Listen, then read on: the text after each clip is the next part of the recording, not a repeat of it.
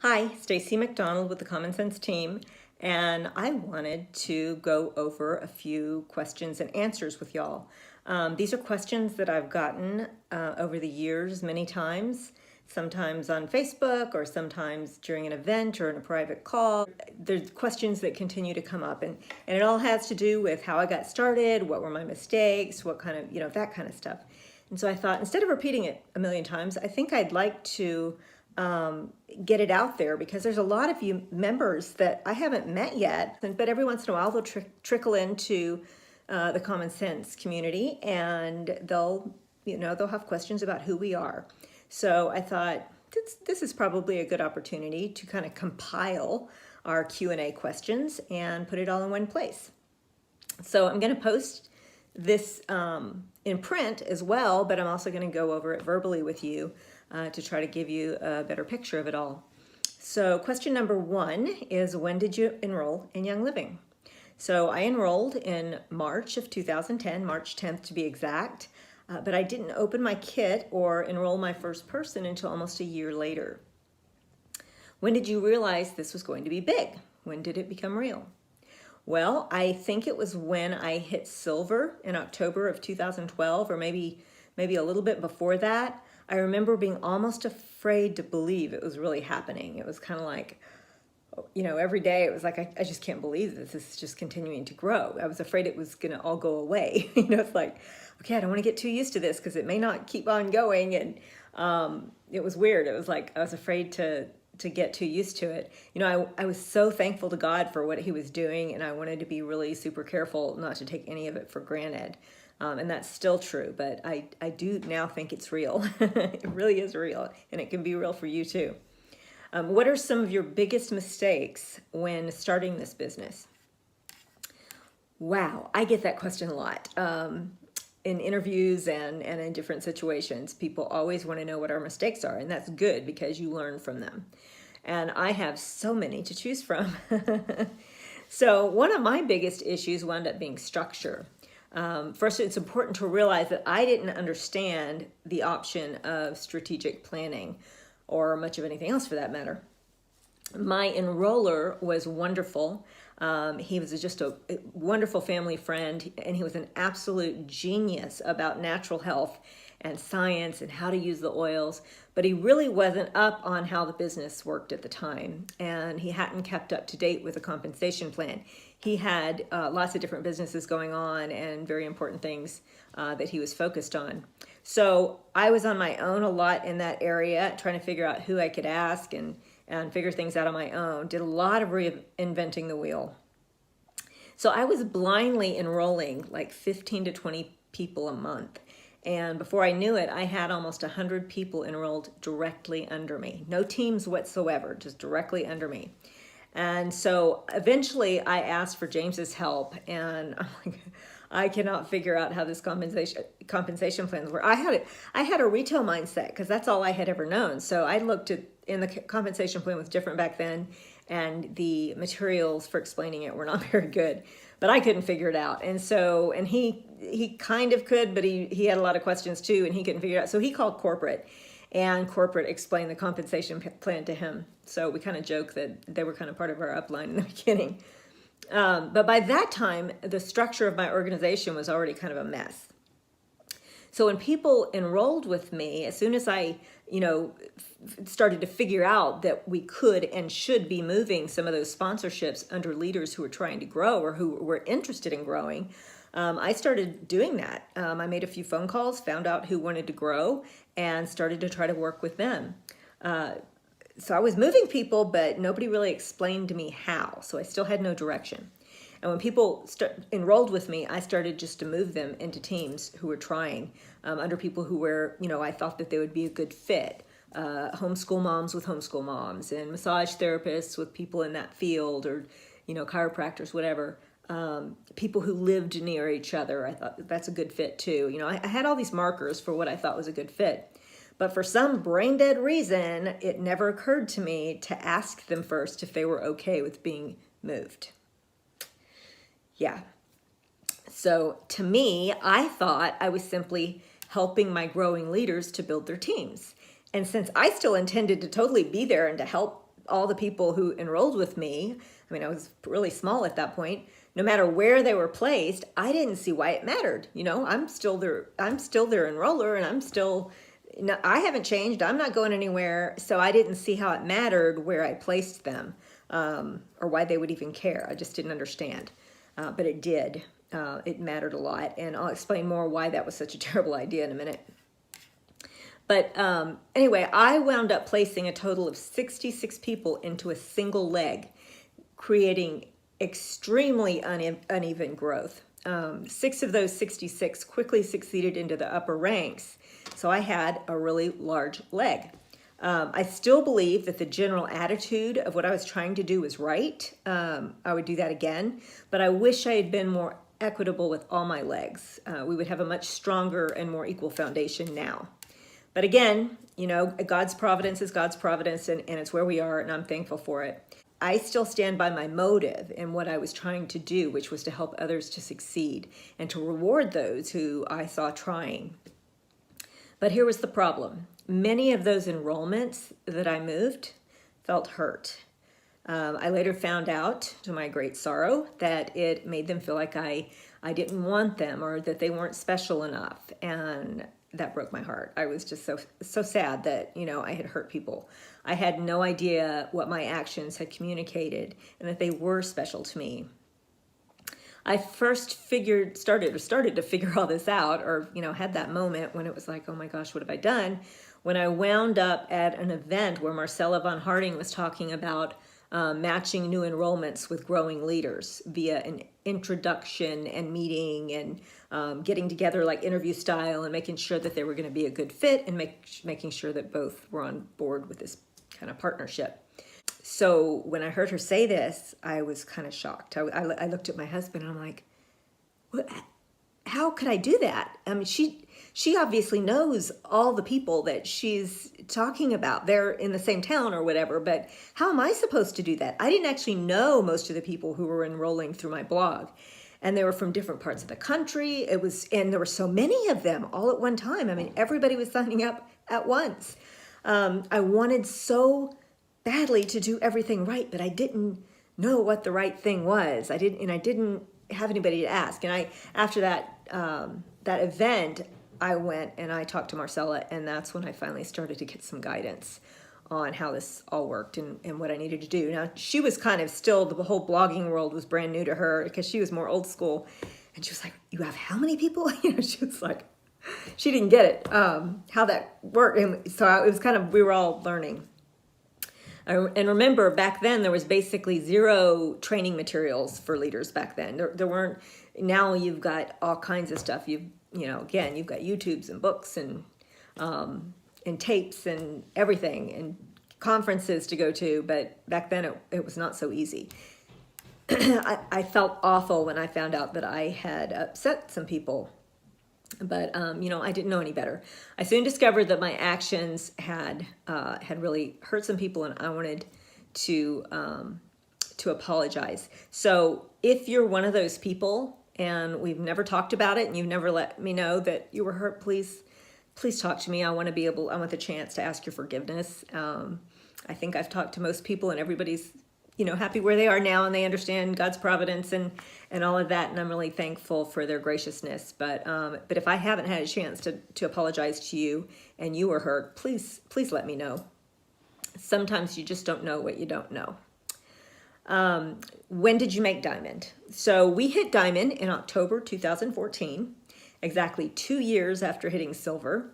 Also, the leader that I first poured so much into actually hit Diamond a month before we did. I was so happy for her. She had excellent structure. She was a real go-getter. So proud of her. It's kind of like what we hope for with our kids, that they'll stand on our shoulders and learn from our mistakes and go beyond us. That's what we want for all of our leaders. That's what we want for you. Learn from our mistakes, and we have plenty to choose from. So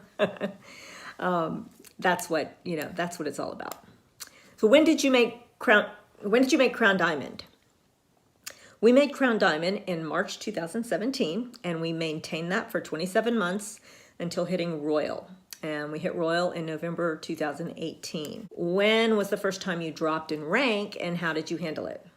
So we dropped in rank for the very first time in December 2018 when we went from Royal Crown Diamond to Crown Diamond. Before that, we had never dropped in rank. We had always either maintained or grown. And so it was a new sensation. So it was kind of a bummer, but we knew we would get it back. So it wasn't too devastating. We're not worried about it.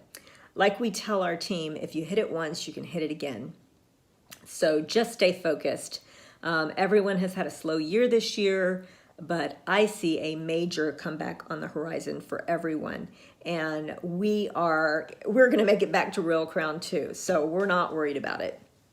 And as of, we think that 2020 is going to be an amazing year. And we also think we're going to close out 2019 in an amazing way too. So how many people have you personally enrolled? Well, I have personally enrolled over 850 members.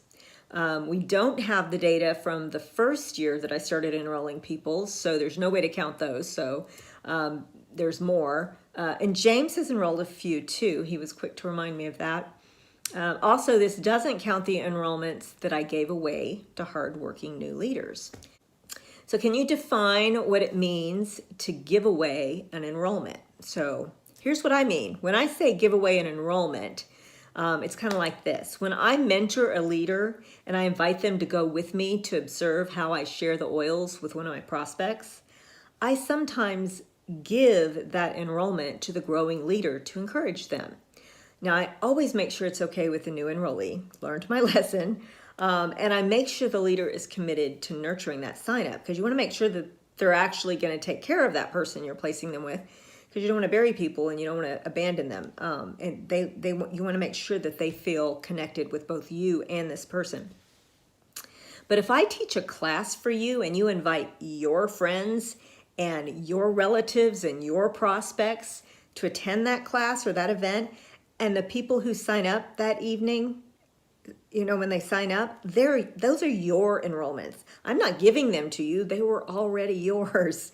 They're your people. I may have helped you to teach the class or helped you to close the person, which sealed the deal. But I did that because that's part of leadership. That's what I do. That's not giving you the enrollment. That's yours. So when I say I gave away an enrollment, I mean that I allowed one of my leaders to enroll one of my friends or one of my prospects. And again, I only do that with the agreement from my friend that it's a good fit. So here's an example. So I got a phone call from someone that was interested in the oils. Actually, I think it was an email, and I called her back. And she was interested in the oils. She lives here locally, so I agreed to go to her house and teach her a little 101. I knew she was probably going to sign up. She really needed the oils. Her family needed them.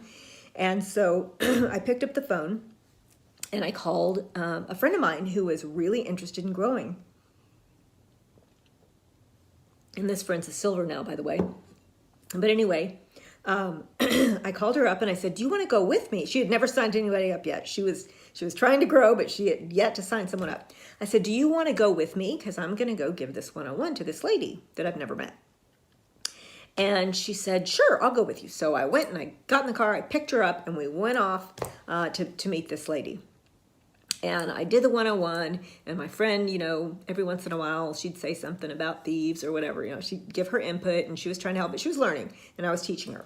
And at the end of the event, when the lady went to sign up, or at the end of the meeting, when the lady wanted to sign up, I gave that enrollment. I made my friend the sponsor and the enroller. I explained to the lady and asked her if that was okay, and she was fine with it. I'm like, we're both here for you. Now you have two people to help you instead of one. And she was totally good with that. But I gave that enrollment to my friend because I wanted her to taste success. She participated, she took the time to come, and I wanted to reward her. I didn't have to do that, and I don't always do that. Sometimes I keep the enrollment because it's my friend, and maybe I'll move the sponsorship or whatever, and that's okay too. But in this case, I wanted to give my enrollment away. I wanted her to get the bonus for the sign up.